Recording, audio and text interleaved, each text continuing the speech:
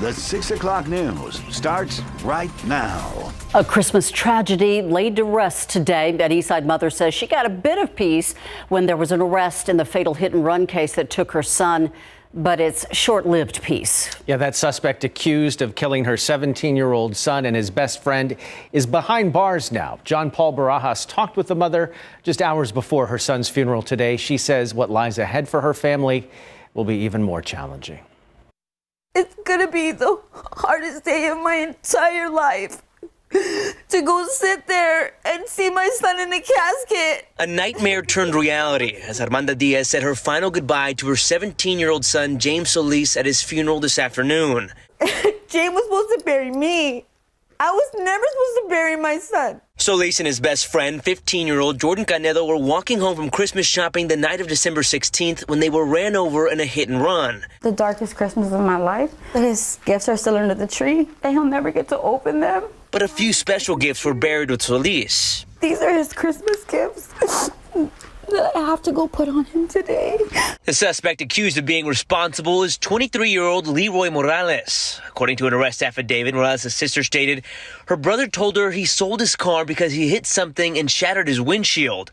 He's charged with failure to stop and render aid and has a $100,000 bond. That bond amount is low for killing two kids, in my opinion. Obviously, I feel like you should never come out. Diaz has a message for Morales. So your excuse of, I have a family to take care of and I got scared. James had a family he had to come home to, and so did Jordan. John Paul Barajas, KSAT 12 News. Tonight, we are learning new details about the body found at Lake Nimitz at Guadalupe River Dam yesterday. We now know the name of the victim. According to the Kerrville police, 25-year-old Joshua Talley was pulled out of the lake by a team of divers yesterday. Police say Talley was reported missing from his home on Sunday afternoon. Officers say it is still not clear why or how he entered the water. Kerrville police say they are still waiting on results from an autopsy and a toxicology report from the medical examiner. An armored truck first hijacked, then robbed when it was stopped at an AutoZone in Converse. But it isn't the first robbery like this for this area. In fact, there are now 3 within a 3-mile stretch of FM 78 and Crestway. That's just since August, too. The other 2 happened at a Chase Bank near Rittiman Road. One in August, then another 2 weeks ago. The August robbery resulted in at least 1 arrest, although that man was able to get released on bond. Converse police not ready, though, to connect them all together. You know, until I get some details on the other jurisdictions' investigations that they have going on, I think it would be premature to conclude that. Although we do believe the way this one was facilitated, if you would, it is quite similar. In today's robbery, police say the thieves were able to get into the truck while one guard was inside the AutoZone. They then forced the other guard to drive them to the edge of a neighborhood less than a mile away.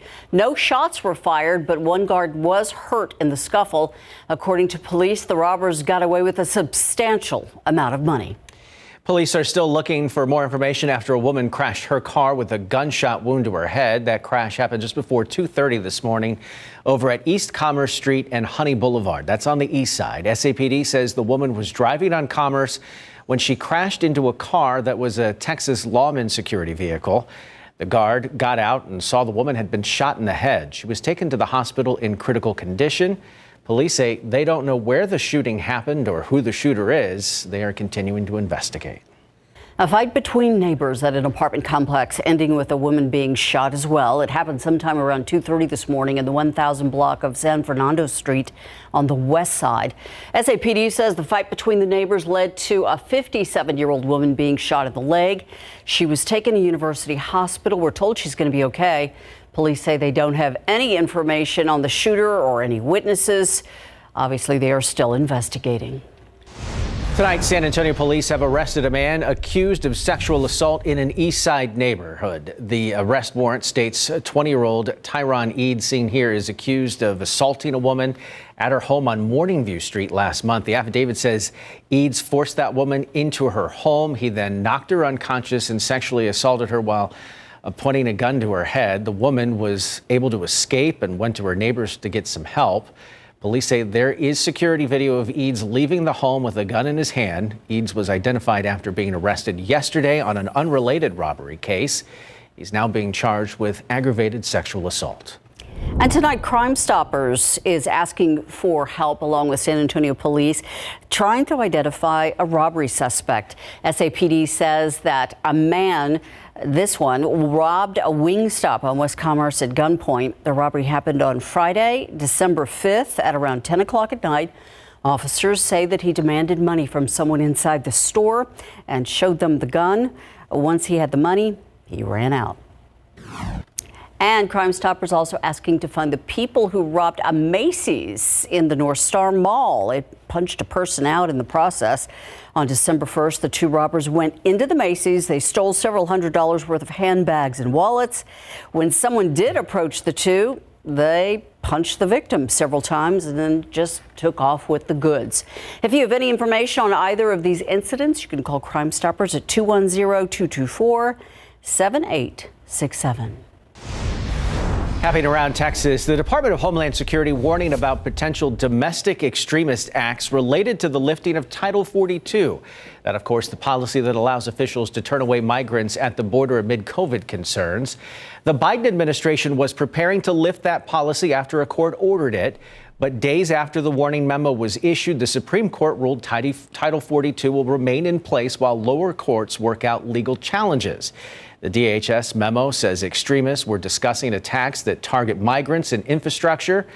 Those plots could include firearm attacks on migrants, landmines along migration routes, and even luring migrants into trailers and poisoning them with gas. Tonight, Southwest Air's leaders are predicting that the airline will be back to normal by tomorrow. That's the plan anyway. This after the airline canceled more than 2,300 flights even just today. Many passengers were stranded, unable to rebook their flights or even retrieve their missing luggage.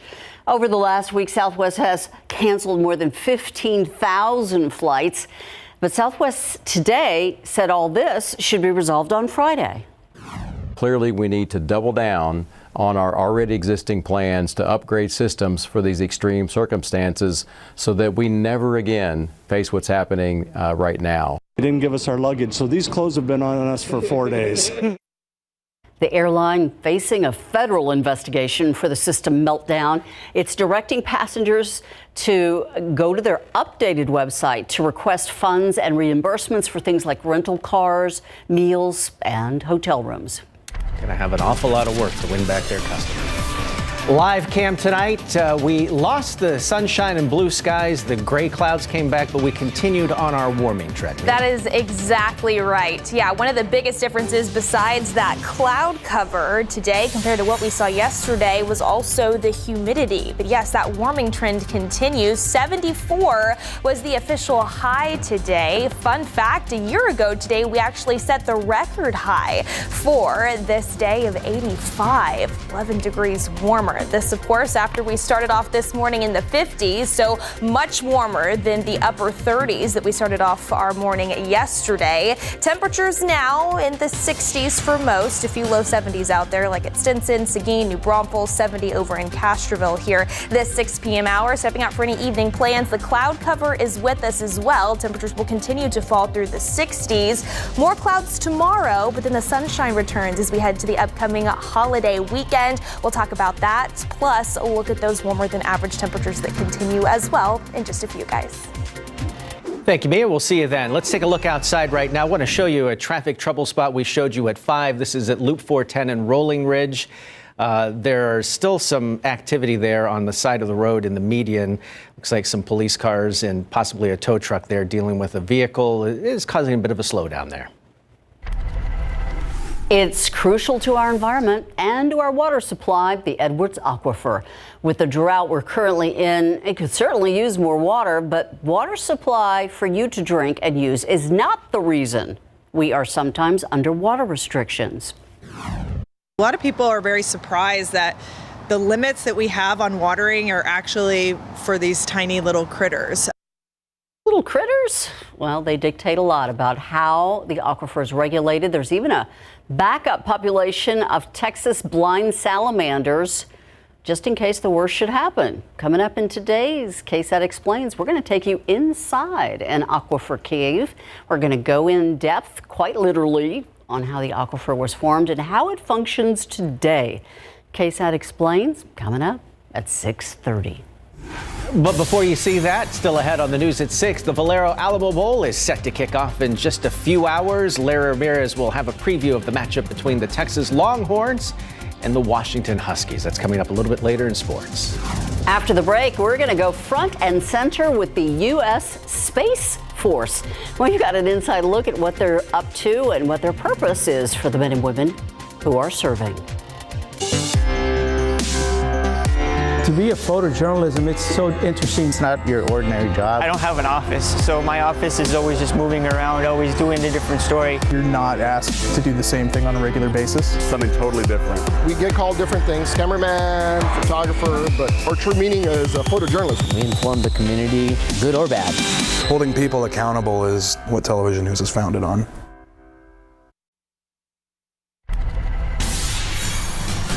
I think it's part of your job as a physician too, no matter who you are and where you are, to step up and protect your patients.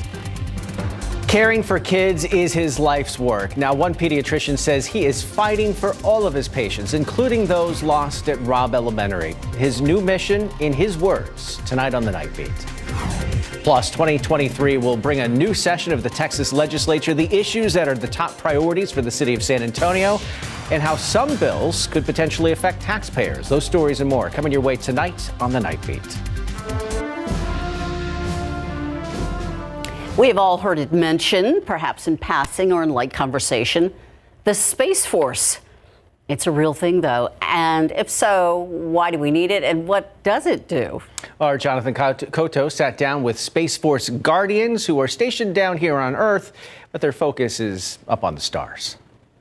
Our military is known to take on battles by land, sea, and air. But there's a force of men and women who have been called to protect a frontier that exists far beyond Earth. Space has been a thing for 60, 70 years. It's not new. It's just the Space Force is new. We've always done space operations. It's just now there is a higher need to operate out of space as its own domain. The Space Force was created in 2019, the latest and first branch to be added to the armed forces in over 7 decades, all in an effort of pursuing a superior advantage in space. Guardians have a clear and more direct course of action. That we only have the 3 different careers. We have the space, we have intel, and we have cyber.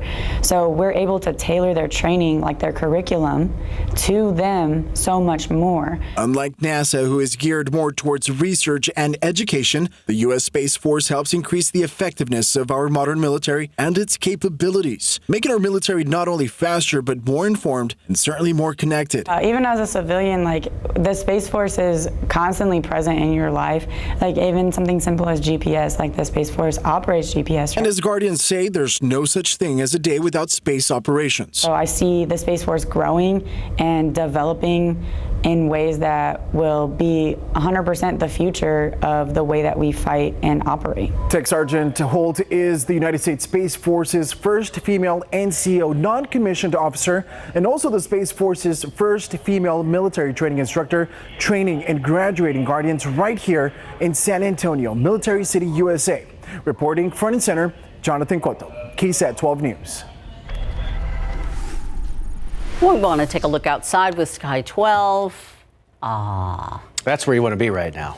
Nice. This is, if you squint, you can see a whole bunch of people having a whole lot of fun in the parking lot. The tailgate is on at the Alamo Dome. Getting ready for the Alamo Bowl. Kicking off at 8 o'clock tonight. So folks out there in the parking lot enjoying our nice weather, perhaps having a few adult beverages and some cooked meats, smoked meats. Playing a little all of the cornhole. Or yeah, absolutely. Good night for a tailgate. It's not bad at all. It is a little humid out there, but temperatures overall pretty mild, especially compared to what we saw earlier this week. In fact, this morning broke the stretch of days, almost a week's worth of morning lows where we were below the average low for this time of year. This morning we started off at 55 degrees officially. Here in San Antonio, 48 was the the morning low temperature over in Hondo. You can see we don't even have any 30s out there on this map. 42 was the morning low in Kerrville, 51 over in Uvalde. And part of that was thanks to the humidity that's worked its way back in, the cloud cover as well, helping that warming trend continue. And that's going to be the theme that we take with us as we get ready to wrap up 2022 and head into 2023. But you can see, yes, quite a bit of a warm up, especially when just compared to where we were yesterday morning. We woke up to a morning low of 37 here in town. And of course, that follows some mornings where we were in the teens and even the 20s following that Arctic cold front that moved in for the Christmas weekend last Thursday. Temperature right now 68 over at San Antonio International, a dew point of 51, and a wind out of the north-northwest about 8 miles per hour. Has not been as breezy as what we saw out there yesterday. But because we do have more of that moisture in place, earlier this afternoon, especially across our far eastern counties, we managed a few heavier downpours, a couple of isolated rumbles of thunder, mainly through Gonzales County, stretching over to Lavaca County near Shiner and Hallettsville. You can see the bulk of that activity has moved well off to our northeast, north of the I-10 corridor, and we just have a few lingering isolated showers, more so sprinkles. If anything, we'll keep about a 10 to 20% potential for a few more sprinkles here this evening, and then another 20% chance as we head into our Friday. So overall, yes, a few sprinkles possible, not going to be for everybody. More of us than not will likely miss out. Temperatures, though, upper 60s and low 70s yet again as we head into tomorrow afternoon. Into the upcoming New Year's Eve holiday weekend, we will see the sunshine return, especially on Saturday. And then those daytime highs warm even more so, mid and upper 70s. And even as we roll over into the first few days of 2023, those warmer than average temperatures do look to continue. So we'll start off with a look at your forecast lows waking up tomorrow morning in the low to mid 50s in and around the San Antonio area for the most part, around 53 here in town, 52 up in Bulverde, 55 in Seguin, maybe some upper 40s northwest of Bexar County for places like Kerrville and Comfort up in the hill country. Again, a 10 to 20% potential for a few sprinkles out there. We'll see the cloud cover stick with us as well, around 65 by 11 a.m. Low 70s as we head into the early afternoon hours in terms of your daytime highs, upper 60s, low 70s, around 72 here in town as well. Taking a look at the bigger picture, there's an area of low pressure in the upper levels of the atmosphere well off to our north, but our attention is on this little ripple in the jet stream that's moving out of the desert southwest. That could kick in just enough energy to again spark a few sprinkles here as we head into our Friday. Don't have a lot of high hopes for that, but of course we will continue to monitor that. Even if we do find a stray shower tomorrow, we see clearing skies tomorrow night, heading into the New Year's Eve weekend, especially on Saturday, more sunshine returns and those temperatures continue to warm as well. Mid and upper 70s, even approaching 80 degrees next Monday, where we have another isolated chance for a few storms. And then maybe we'll see our next front try and pack a little bit bigger of a punch in terms of helping those temperatures drop down closer to the seasonal average by the middle of next week, guys. We don't have to do that. Yeah, we don't need to hit 32. I just evicted the plants out of the garage today. I don't want to put them back in there anytime soon. Thank you, Mia. All right, Larry, the Alamo Bowl, not typically known for defense. Usually it's a high-scoring affair. In particular, the last couple of seasons, very high scoring. And the last time Washington was here in the Valero Alamo Bowl, they were involved in the highest scoring Alamo Bowl ever. And Coach Sarkisian has a funny response when asked about that. And last night, the Red Raiders won the Texas Bowl, capping off a great season under first-year head coach Joey McGuire. Coming up.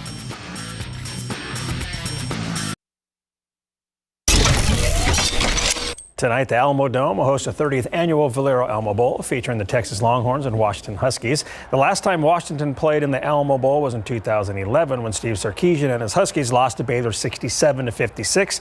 Now with Texas, Sark was asked about the chances of a high-scoring game like that happening again tonight. I hope it doesn't go that way again. That was my neck was sore after that. I felt like it was a tennis match. But you know, bowl games, you never know, man. They're crazy in how they can go, and obviously Washington's got a very explosive offense. These guys are fantastic playmakers. They've got a great scheme, really good quarterback, good up front. So we're going to have to score. We understand that, but hopefully we don't have to get ourselves to the 60. That would not be good. I don't think for us, and probably not for them either. Washington is the underdog tonight because Texas is favored by 3, and the Huskies say they're cool with that. Now, the Huskies are ranked 12th in the land and are looking forward to the national exposure the Alamo Bowl will provide them. I think that's one of the things we talked about early on. We've spoke of that throughout the season when we've had those earlier starts on national TV, and this is one of those. And so certainly a great opportunity for our guys. They're proud, and we're proud of what we've accomplished this year, and really looking forward to put our product out there for the country to see. And we're looking forward to that opportunity. Here's the matchup between Texas and Washington. Kick is tonight at 8. Texas Tech played Ole Miss in the Texas Bowl last night, and Red Raiders head coach Joey McGuire was wearing a Swing Your Sword shirt to honor the late Mike Leach during pregame. First offensive play of the game for Texas Tech, and they line up in the air raid formation made popular by Leach and take a delay a game in his honor. Ole Miss coach Lane Kiffin declined the penalty. A cool moment to start off the game for sure. And after that, the Red Raiders dominated the Rebels. Quarterback Tyler Shuck threw for 242 yards and a touchdown and ran for 2 more scores to lead the Red Raiders past Ole Miss 42-25 to win the Texas Bowl. What a great season for Red Raiders first-year head coach Joey McGuire and his staff. You get a new staff that comes in and you do things so different. I always tell everybody, different's not good or bad, different's just different. And for them to accept us the way they did and just, play the way they do every single game, how hard they play, it shows that they believe in what we're doing, but more than anything, they love each other and they believe in each other. And so, man, tonight just showed that. Shuck, who suffered food poisoning the night before the game, announced he'll return to the Red Raiders next season. Pro football coverage, powered by Davis Law Firm. The Dallas Cowboys are getting ready to face the Tennessee Titans, which should give Dak Prescott another chance to work with recently acquired wide receiver T.Y. Hilton, who made a key fourth-quarter catch to help the boys beat the Eagles in their last game. Hilton has taken CeeDee Lamb under his wing, and Dak approves. I encouraged him after I saw him doing it with CD. Hey, continue coaching eights, and he goes, yeah, that's what I'm here to do, and I'm going to do that. So just having that mentality as well of taking on that obligation or responsibility of if I see something I can help this guy get better, and him going and doing that is going to serve not only this team but those receivers really, really well moving forward in their career. Titans will host the Cowboys tonight at 7:15. Choices for fans of Cowboys and Longhorns tonight, huh? I know. A lot of flipping or hopefully you multiple got screens. Picture or something. There you go. Back and forth. That's Thanks, the ticket. Larry. I know you'll have them both on. We'll be right back.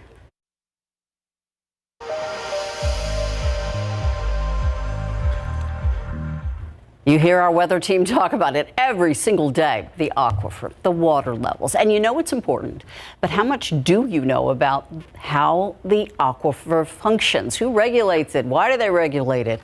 Well, that's the focus of today's KSAT Explains. An awful lot of questions. And for this one, we tapped 2 members of our own team who know the aquifer quite well, meteorologist Justin Horn and Sarah Spivey. Here they are for this KSAT Explains.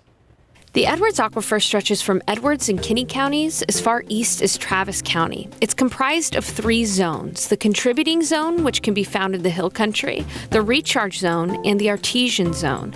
Let's take another view, showing you a cross-section of the aquifer. When rain falls on the contributing zone, it flows down into the recharge zone. Think of all the porous limestone in Government Canyon, for example. When the rain falls directly on the recharge zone, it goes straight into the aquifer. Then pressure from all that water builds up in the artesian zone, which is where we access that water through wells. Now that's how the aquifer works today, but how it was formed goes back millions of years to a time when Texas was underwater and San Antonio was a beach. You can see evidence of this in the form of dinosaur tracks at Government Canyon, believed to have been formed either on a muddy beach or on a sandy beach. In those shallow seas, there were mollusks, clams, and other shellfish. When they died, their shells formed what is called karst, and that's what the aquifer aquifer is made of. Karst is a porous limestone. Again, these are the fossilized remains of all of those mollusks and shelly creatures. And the porous nature of this is what houses the water. That's what you can see of the aquifer above ground, but it goes a lot deeper. Down in this cave in Comal County, it's like a history book of the aquifer. So at one time, the cave was filled with water, and then as the water levels have dropped over geologic time, it's left these relics of conduits that move water through the system and that. And so these caves allow us to look at the fabric of the limestone to understand better how groundwater moves through the system, how it goes from recharge to discharge. This cave was probably formed millions of years ago, which brings us back to that word again, karst. Karst is a landscape that's characterized by sinkholes and sinking streams and caves and springs.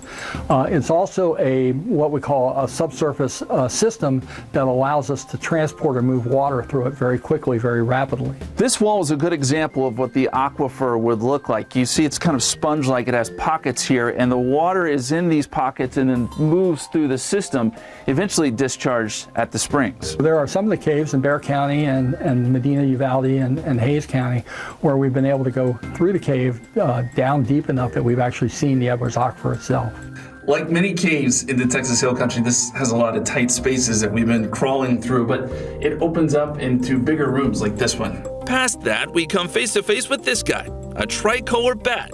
But it's species that live in the aquifer itself that led this natural wonder to be regulated by modern-day government. The beginning really stems from a lot of conflict and controversy over what to do about this resource. In the 80s, San Antonio was a rapidly growing city, and there was a concern. Was there enough water for everyone? Then, much like now, there really weren't that many laws dictating how you could limit groundwater withdrawals. And so the Sierra Club in the 90s brought an endangered species suit, which was sort of the only way to go about something like that. Perhaps the most well-known of those endangered species, the Texas blind salamander. Today, it is the poster child for aquifer conservation efforts, but it took several big steps to protect these tiny creatures, the first of which was a court ruling. The judge said, look, Texas, you either need to manage this or the federal government and me are going to come in and do it. And so the legislature has never moved so fast, I don't think, in the history of Texas, because we got the Edwards Aquifer Authority. And we have a three-pronged mission. 3 words: manage, enhance, and protect the Edwards Aquifer system. The EAA is funded by permit fees. Those are fees paid by groups that pump water from the aquifer, SAWS being the group that pumps the most. You hear us report the aquifer level every day, and from time to time, SAWS does implement water restrictions, but that's not to keep the aquifer from running dry. Yeah, that actually won't happen in our lifetime. The reason that we have those in place is to keep the springs flowing in order to protect endangered species. Like the Texas blind salamander. It's one of 11 threatened, endangered, or petitioned to be endangered species that live in the springs of the aquifer. So we have, 3 salamanders on there, we have fish species, we have Texas wild rice as a plant, and then we have a number of macroinvertebrates. These biologists have the tedious but important task of leaving no stone unturned, literally to count Comal salamanders in New Braunfels. The flags show where they've spotted them. A lot of people are very surprised that the limits that we have on watering are actually for these tiny little critters. In 2013, the culmination was an agreement among the 5 permittees, the City of San Marcos, the City of San Antonio through SAWS, the City of New Braunfels, Texas State University, and the Edwards Aquifer Authority. Those 5 entities agreed to start the habitat conservation plan. That plan is why these counts happen. This is like a bigger one here. If these creatures are healthy and thriving, it's a sign that the aquifer is too. The Texas blind salamander is considered so important, there's even a backup population just in case. And the idea here is that if something catastrophic were to happen to the aquifer itself or the rivers that are fed, like the San Marcos River, we would have a population on station. At the San Marcos Aquatic Resources Center, scientists feed and breed the Texas blind salamander and try to learn more about them. It's hard to know how big the population really is because they live deep underground in a pitch black aquifer that spans miles. But researchers do know this. They have very permeable skin. Like if there's some contaminant in the water, it's going to permeate them too, right? Unlike us who have like very tough skin, who are very resistant to environmental changes. They're super sensitive to environmental changes. In the end, the researchers and scientists who work with the aquifer believe conservation efforts to protect these species benefits all of us. And as San Antonio and surrounding cities keep growing, that work becomes even more crucial. I think that the biggest challenge moving forward is making sure, as I've said, that the aquifer remains sustainable in the face of a number of different potential risks or threats. Climate change being one, but beyond that, what is happening in the region as a result of the development? As growth continues, for example, into the hill country, which is the catchment area for the Edwards, that's where all the water comes from that gets into the Edwards. What does that mean for us in terms of recharge to the Edwards? Is there a threat that the quality of water that gets into the aquifer is going to be compromised at some point? Interesting stuff. To watch this or any other KSAT Explains episode, just scan this QR code. Our team is working on some brand new stories for the new year, which air on Mondays at 6:30 p.m. We'll be right back. To be a photojournalism, it's so interesting. It's not your ordinary job. You're not asked to do the same thing on a regular basis. We get called different things, cameraman, photographer, but our true meaning is a photojournalist.